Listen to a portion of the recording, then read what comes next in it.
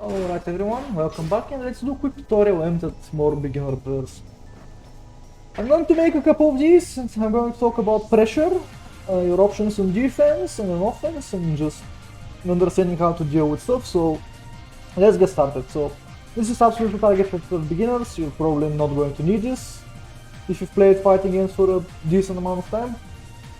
Now, let's talk about pressure in Guilty Gear. There are three main types of pressure. We have strike throw pressure off of plus frames, and we have pressure off of minus frames, and set play-ish pressure where you just do stuff and your opponent has to deal with it and has to guess. Now, running pressure off of minus frames and plus frames in the strike throw type of way is very interactive in the sense that you have to interact with your opponent and your opponent has many options and you have many options, and those are going to clash together. So there are three main ranges from where you can run pressure. This is poking range, and I'm going to show you how to run pressure from poking range. This is sweep range. This is a very good place to run pressure from, like around here and here. And this is close range, and this is the best place to run pressure from, because your options are the scariest. Now, let's talk about strike throw and let's talk about plus frames. So as the name implies, strike throw means your opponent has to guess whether you're going to strike or you're going to throw them. Off of plus frames, this looks like this. So has two main buttons that are plus.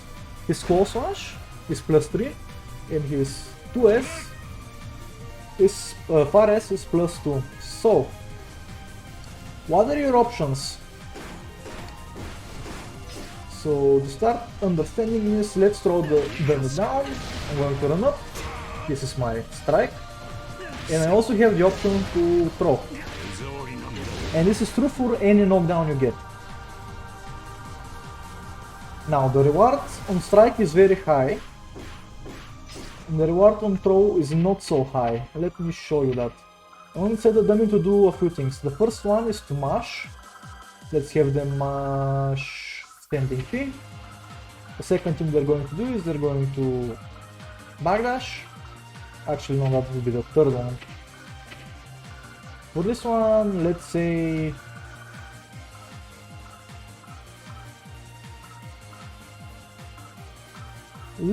they do a reversal. So striking, that's incorrect, my bad, it should have been after recovery. Yeah, my bad, excuse me, I'm very unprofessional indeed. I'm going to clear those. So if I try to strike and they mash, here is where all the reward comes from. So striking beats mashing.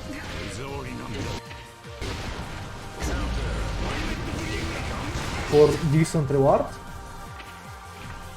Striking will also beat, or rather not beat, DPs, or other invulnerable reversals. And something that it might or might not beat, depending on the spacing and the button you press, is backdash. Let me get a better meeting. There we go. So backdashing can escape your strikes. So let's try throwing. Mashing beats throwing every single time.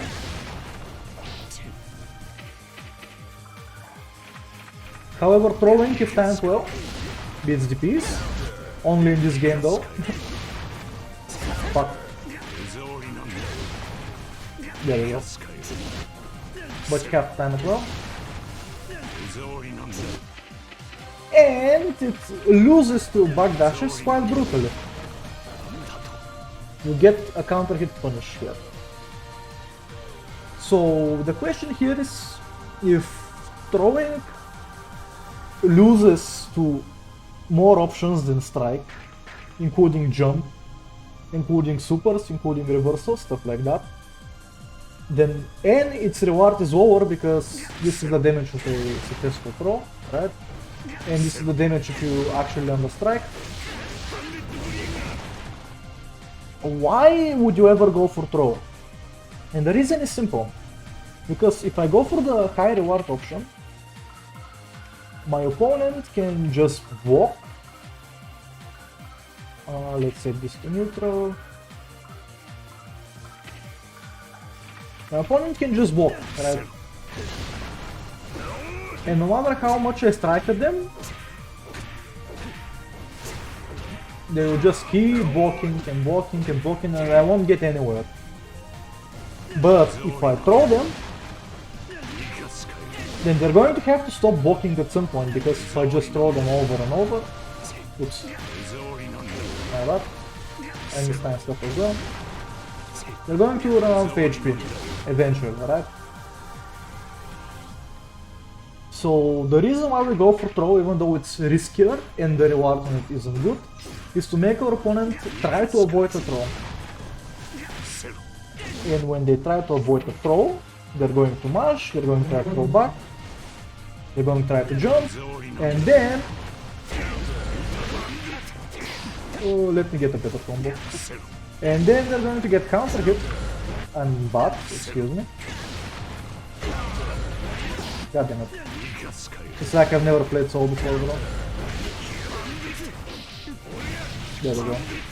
And this is where you're going to actually start getting reward, and that's great.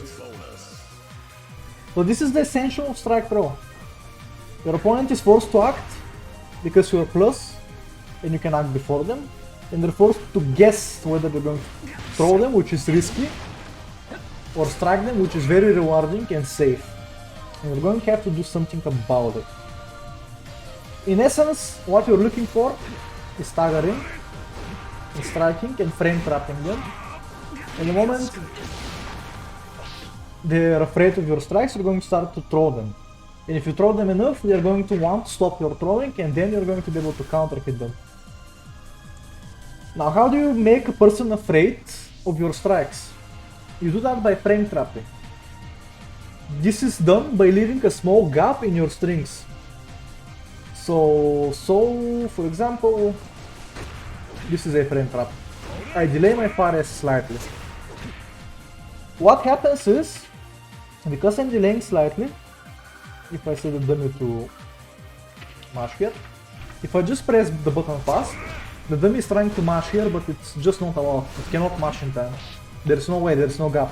But if I purposefully delay my fire a little bit, I'm going to create an artificial gap for 2 frames, and it's going to look like this.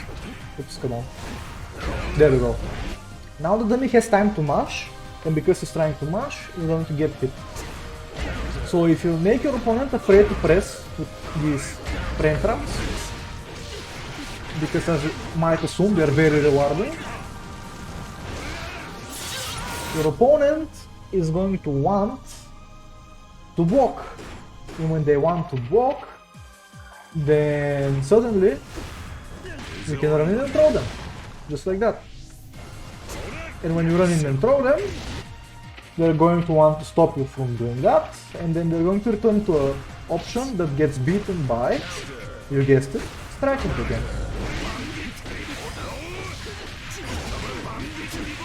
Just like that. This is the essence of strike throw pressure. Now running it from over here is a little bit more difficult, because you can't necessarily meet your opponent, or even if you can, you cannot do it in a good way. At any rate, you still have the same options, and now the threat is running in and throwing, and just hitting them outright. Now running in and throwing like this is pretty scary, because it's hard to react to once again.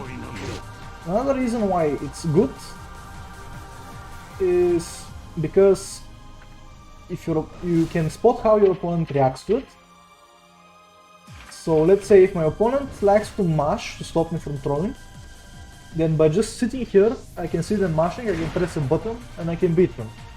If they like to jump away from here, then they're giving up space and I can run after them. If they like to backdash from here, it's the same. I see the backdash, I chase, and we're back into this position. And if they try to take when I run in for a throw, this is something that might happen. Let me do it with Kai. So if Kai does this, right, I see he does this once. Next time I'm ready for the throw. Actually, let me. There we go. I didn't time it up. Let's try like this. Do I time it up now? Oh, Kai is not plus at all, bro. Kai is not plus at all. Let's try it like this. Whatever. Thing is, you can get. Let me do the Jaeger tactic. Fuck, come on. I cannot do the Jaeger tactic. What my friend Jaeger does is he goes like this for a throw, and then he does this.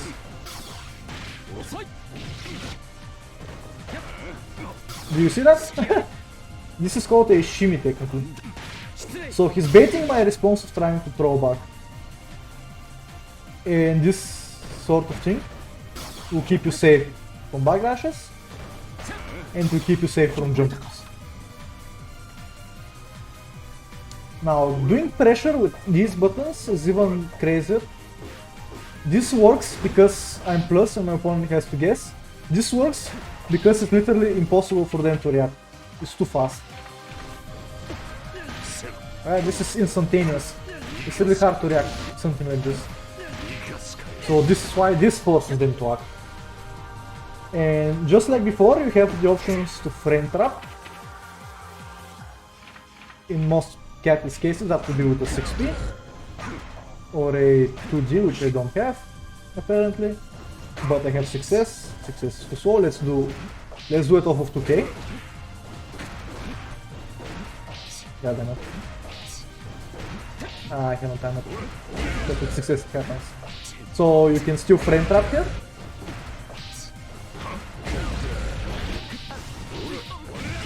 Which makes it very hard for them to do stuff. And once again, just by going fast, you force them to react. The good thing about this is, like, imagine you're in the corner and you're pressuring from over here, right? And you're poking them, you hit them, and suddenly... Oops. God damn it. Nobody can react to this shit. It happens so quickly. Like, it's the same as running in and throwing, except there is a strike course.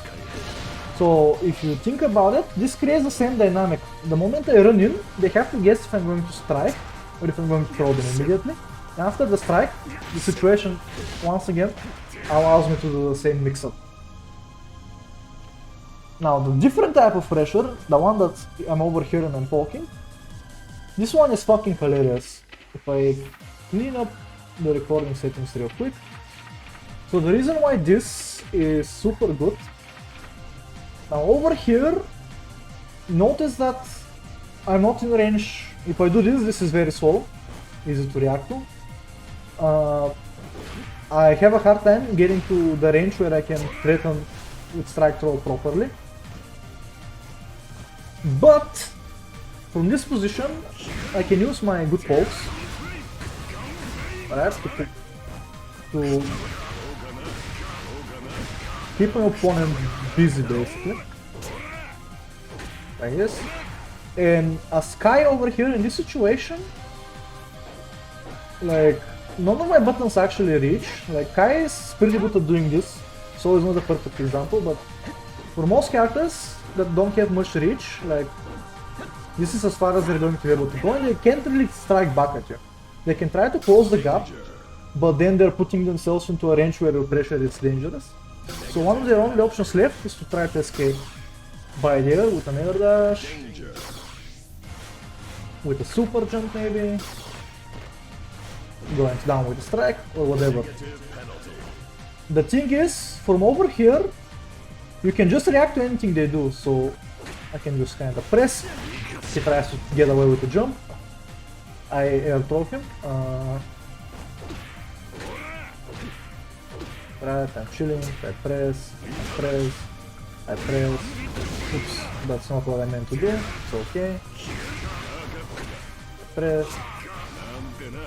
I press, I poke, he's just chilling. Let's go. I'm just here, I'm doing my thing. Counter hit, let's go. Oops, drop the combo, it's fine. He got up, he tried to walk in front of me or something, I don't know. He got hit. Oh, I barely missed that.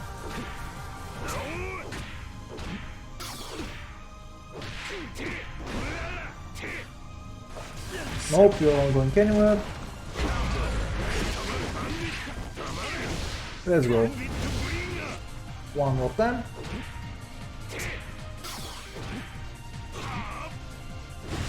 That was bad, don't mind me. Oh, nope, you're not going anywhere. There we go. So the reason why this is good is because you can sit here and play reactionary, like you don't have to commit to anything. You can kinda just chill, you can do your stuff. And if you see the opponent trying to escape, for example, they jump up randomly, then you can just go in and catch them. You can enter them however you like. But you're at an advantage here because they don't really have much to do. Now obviously they can try to fight back, but they're in poking range, and from poking range here, like, they don't really have the best options. Like, what are they going to do to threaten you? And whatever button they press is going to be minus, so you're still at a little bit of an advantage. And talking about reactionary play, I want to mention one more thing, and that is from this range, one of my favorite things to do is to wait. For that, let me go to the counter settings. Let's do a few things. Let's start with neutral. Then we're going to move to jump, and we're going to move to backdash. Or not, screw the jump. Let's go with backdash and with mash. So when I'm in this position over here and I get pressure, I usually just press a button and I wait. Then I press a button and then I wait again. And this is to see what my opponent's habits are in this situation. Because going straight for mix here is kinda hard and disadvantageous, I choose to wait. And if my opponent likes to block, then I know that next time I do this I can just run up and throw. However, if I notice another habit, let's say backdashing,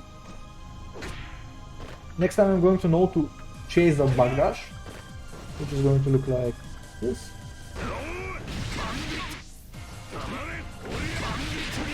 So I can chase the backdash. I can even chase it like this. That also works. And I can spot that they may like to mash back at me. But because I'm blocking, I'm going to be safe no matter what they press. And when I see that they like to mash, then I know that I have to frame trap them. Which will look like this.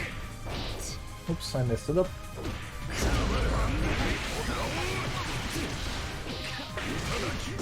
There we go. And this is how you run pressure in those cases, or how I like to do it. With this you should understand all the aspects of strike throw and how to defend against it, as well as how to do it yourself. Now, the thing that I didn't talk about too much is backdashing on wake up. After recovery, backdash. The thing about backdash is backdash beats a lot of options. So usually, because I can strike backdash and I can throw backdash, the best options that you have defensively will always be to block or to backdash when you think there is an incoming throw. Because backdash will give you a chance to both dodge a throw and to randomly dodge a meaty if you time your backdash well enough when you're trying to avoid a throw. And if you do this a lot, then your opponent is probably going to have to start looking to beat a backdash. So if they're backdashing your pressure, you can stop a backdash by waiting and then striking. See the backdash, go for the punish. Let's get a better punish. Oops.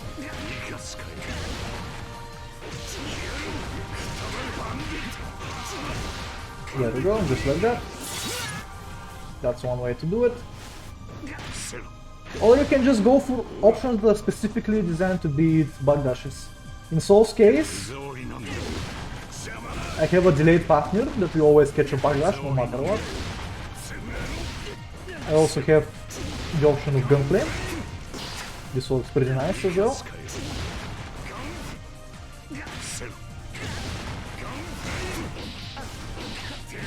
Multi-hitting moves, in this case 5k, is really good at catching bug dashes.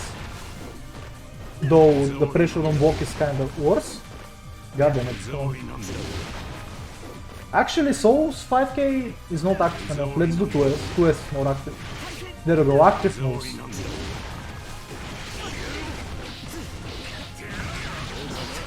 So active moves will also let you catch bug dashes.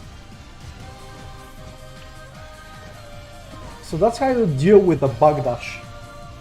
At any rate, I hope this was useful to any of you. And next time we're going to cover another type of pressure probably. See you then!